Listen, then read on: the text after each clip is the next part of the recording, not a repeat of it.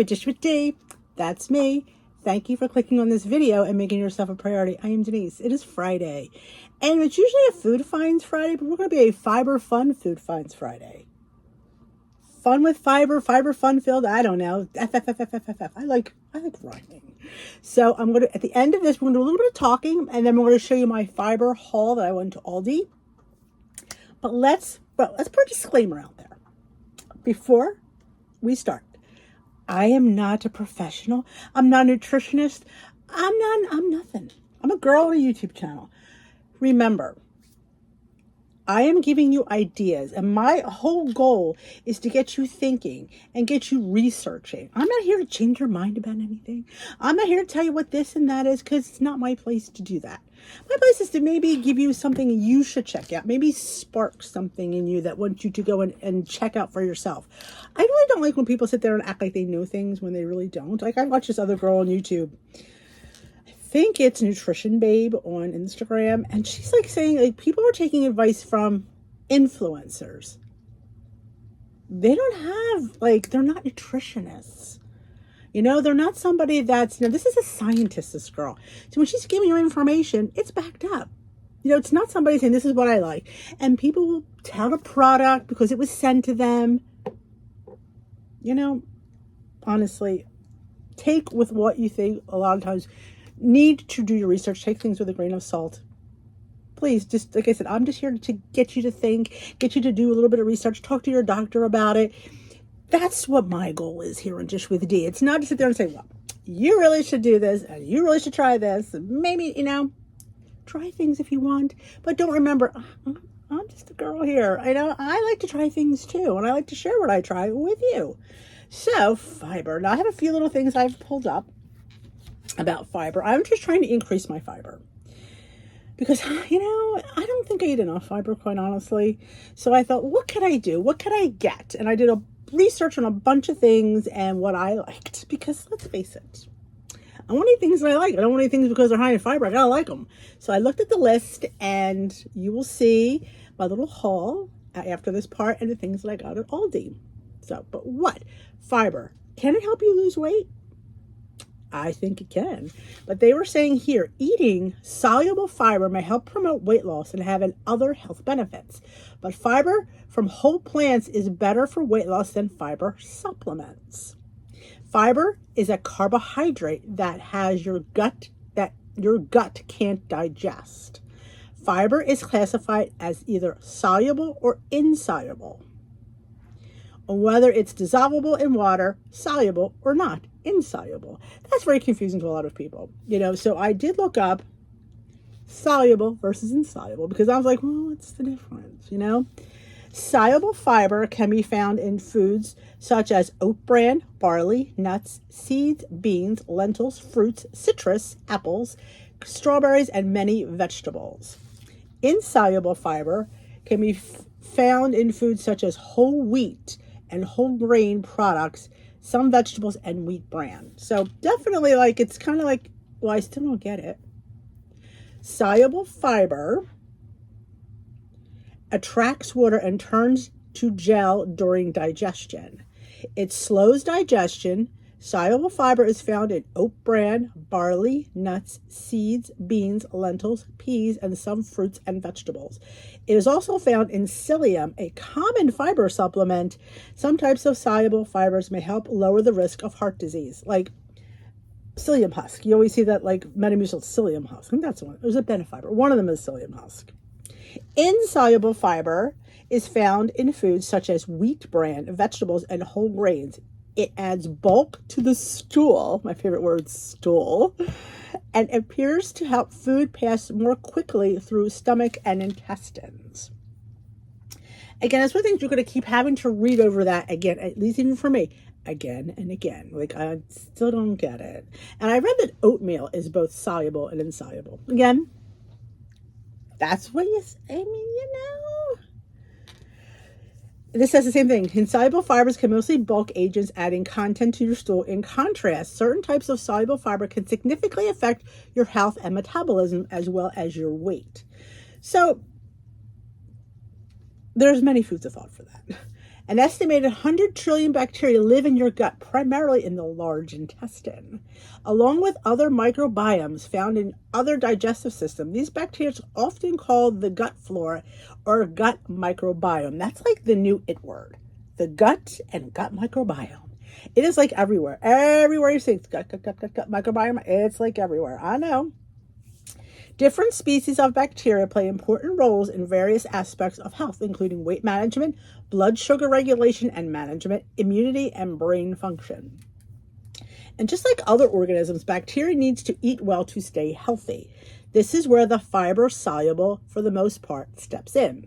Soluble fiber passes through your digestive system mostly unchanged, eventually reaching your friendly gut bacteria, which digests it and turns it into usable energy. The fiber that benefits your gut bacteria is known as prebiotic fiber or fermented fiber. It's considered very beneficial for health and body weight. Certain insoluble fibers, such as resistant starch, also function as prebiotics. Like, there's so much here that, like I said, if you're already going, oh my gosh, I'm confused, you might have to watch this video twice. But this is what this is to get you to sit there and look up stuff. Like, that's what I want. That is always my goal here. Gut bacteria are well known for their effect on chronic inflammation. They produce nutrients in your body, including short-chain fatty acids that feed the cells in your colon. This reduces gut inflammation and improves related inflammatory disorders. While acute, short-term inflammation is beneficial because it helps your body fight foreign invaders and repair damaged cells. Chronic, long-term inflammation is a serious concern because it may begin to attack your body's own tissue. I know, is your head spinning? Because mine is. Chronic low-level inflammation plays a major role in many chronic diseases, including cancer, Alzheimer's, and metabolic syndrome. Observational studies also demonstrate that a high fiber intake is linked to lower levels of inflammation markers in the bloodstream. Viscous fiber may reduce appetite. To lose weight, we need to be in a calorie deficit, which means you need to burn more calories than you consume. And if you have these devices, this one gives you a general idea of how much you're burning, because it's not going to be accurate 100%, because it never is. But it's in the general ballpark, so it's good enough, actually. Counting calories may help people, but not necessarily if you choose the right foods. Anything that reduces your appetite can decrease your caloric intake. With smaller appetites, you may lose weight without even having to think about it. Oh, don't we all want that? Fiber is often believed to suppress your appetite. However, evidence suggests that only certain types of fiber have this effect. The more viscous the fiber, the better it is in reducing appetite and food intake. Viscosity refers to the substance of thickness and stickiness. For example, honey is a much more viscous substance than water. Viscous soluble fibers such as pectins, beta-glucans, psyllium, gluconamine, and gargum are thickening in water, forming the gel-like substance that sits in your gut. This sounds so attractive, doesn't it? This gel slows the emptying of your stomach, increasing digestion and absorbing times. The end result is prolonged feeling of fullness and reducing appetite. Don't we all want that? The weight loss effect of fiber may significantly target belly fat. Holla! The harmful fat in the abdominal cavity associated with metabolic disease. Rich sources of viscous fiber include beans and legumes, flax seeds, asparagus, Brussels sprouts, and oats. Who doesn't? I mean, oats are just everything. I know. If you're planning to switch to a high fiber diet, remember to do it gradually to give your body time to adjust. That is huge. Abdominal discomfort, cramps or bloating, or even diarrhea are common side effects if you ramp up your fiber intake too quickly. It can happen. Like, I believe the fiber for a female is 25 to 30 grams per day. So if you go from like 5 to 25, that's huge. Definitely, like increase one meal, then increase 2 meals, and just go on it slowly. It is recommended to increase water intake on high fiber diets as well. Fiber needs more water to digest properly. Get your water bottle. It's time for a drink. Okay. So, are we seeing the correlation with what we're doing here on Dish with D? We talked about water 2 weeks ago. Now we're talking about fiber. They go hand in hand. So, if you're going to increase your fiber, my lovelies, you must increase your water a little bit. It's definitely something we need to do. So I don't want to give you too much information because it's a lot. So we're going to stop there. And, it's just, again, this is just getting you to think, to research, to look at things and, what can you do to increase it? You're not going to go to 30 grams overnight. You shouldn't. But what could I do? What could I eat more of that I give me more fiber? So there's definitely, I will, if I could find a list of fiber-rich foods, I will link that down in the description box below. And I will definitely, we will definitely do a part 2 of this in a while, not maybe a month and a half or something. We'll definitely go back to this and we will check in again. And like I said, I know it's a lot. Even me listening to myself thinking, oh my God, soluble, insoluble. It's a lot. But it's definitely food for thought. And that's what we want. These are Food Finds Friday. These are trying to give you food for thought. Food Finds Friday is all about ideas. And what could you do? I don't expect you to run out and grab everything I show, but it gives you an idea of something. And that's why I just want to spark something in you. That's going to be my thumbnail. Spark. So I'm going to show you my haul right here, and then we'll come back and we will end this video. All right, here's a little fiber haul I got from Aldi. I went there specifically for these high fiber foods. Now, I didn't need oatmeal because I already had it. I already had quinoa because I already had it, so I didn't need to buy that. But as I mentioned in the video, those are great grains, and for me, I love them. But they had this blend, I've never seen it before, baby spinach and arugula. For 2 cups now, there's 1.5 servings of that. You get, I will read the fiber if it's on the package. 2 grams of fiber, which is not a lot, but it's still, this is just something I picked up at Aldi. And these I got from Trader Joe's. I always get these when I go if I remember, if they have them. These are the ready to go. They're steamed. They come in a pouch and they're 0 points. And the serving is a 1/2 cup. And then a 1/2 cup, there is 6 grams of fiber.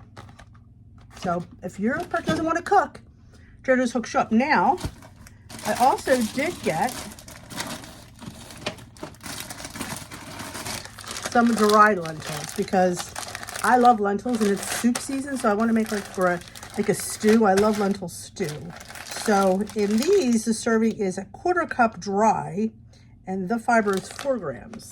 So I prefer the red lentils, but I'll get whatever they had. So I wanted to get that. I also want to get some brown basmati rice. I do prefer different types of brown rice. And a 1/4 cup dry is 2 grams of fiber. So rice is another, remember, you're eating this with other things that have fiber in it as well. So you're going to bulk mix a lot of things. And this was just because pumpkin, because I got to get my pumpkin in because it's pumpkin season. And on the serving of a 1/2 cup, there is 3 grams of fiber. Pumpkins, vegetables have really good sources of fiber. We know that. And one of the high things, which of course I had to get, was broccoli. So yeah, broccoli was a great source of fiber, and also was Brussels sprouts. So the Brussels sprouts, for the serving of 3 ounces, you get 5 of those per package, you get 3 grams of fiber. Remember, you're pairing this with this. So it's not just to say, oh, you're pairing multiple things that have fiber in it to get your complete fiber for that meal. Zucchini, because if you know me, you know I'm going to get zucchini. And my mini bell peppers. I was out of these. I don't think there's much fiber in the bell pepper, but I would have already told you what the high fiber foods were because I'm filming this out of order. Okay. I want to make pickled jalapenos. That's why I bought these. These were 88 cents. Look at all those jalapenos. And one of the highest fiber fruits was pears. So these were I haven't had pears in forever. I love pears. So I'm going to make sure I get some of these in. So yeah, I'm excited to find those. They were like under $5 for that bag. And of course, trip. All these never complete without some mini cubes. So I I did get a dozen eggs, which don't have any fiber in them, I don't think. But they were, I want to tell you the price, $3.64 for the dozen. That's a little bit pricey at Aldi, but that is my fiber Aldi haul. All right, that is it for today's Food Finds Fiber Fun-Filled Friday. I hope you got something a little bit from it. I hope it's sparking something in you to try a little bit of any of these things that we talked about. You know, it's food. It's fiber. It's good for your gut. It's good for, you know, keeping us fuller longer. And it's good for us to slowly digest so we don't have to look for that next meal. And sometimes, you know what we really should talk about is the head hunger versus the belly hunger. Because I know for me, there's days that I think I'm hungry. I just want it versus I'm not really, my stomach's not growling. I don't need it. But that head hunger, and sometimes that head hunger, if you're interested in head hunger, we can attack that next. Let me know in the comment section below, because that is oh my God, that's an animal on its own. But we will definitely, if you're interested in that, we would definitely could have a little chit chat on that. So that is it for me today. I hope you enjoyed this video. Let me know if you're in for fiber. If you're in for upping the fiber, comment below, say, yeah, D, I'm in for Fiber Fun Friday. Feel free. I'm in for more fun fiber. Fun with fiber. That's it. I'm in for more fun with fiber. So you can't, I say it's not rocket science. It's just picking those foods that we probably already eat or have eaten or just really kind of forgot about. Like, we're always thinking of how can, you know, but we forget about, like, for me, I know, like, I used to have oats back in my beginning of my weight loss journey. I had oats 3 to 4 days a week and I lost weight. So why is I want to have them once a week? Maybe we need to bring overnight oats back a few days a week. It's a food for thought. So if you enjoyed this video, give it a thumbs up. If you've not hit that subscribe button, join us here at Dish with D, where we do fun videos like Fiber Friday. And also I will link in the at the end, I will link 2 older videos that you might want to check out that had to do with fiber that I did a couple years ago. You might find them interesting as well. So check out those. It will be linked at the end of the video. So that is it for me. And thank you for watching. Have a great rest of your weekend, my lovelies. Ta-ta.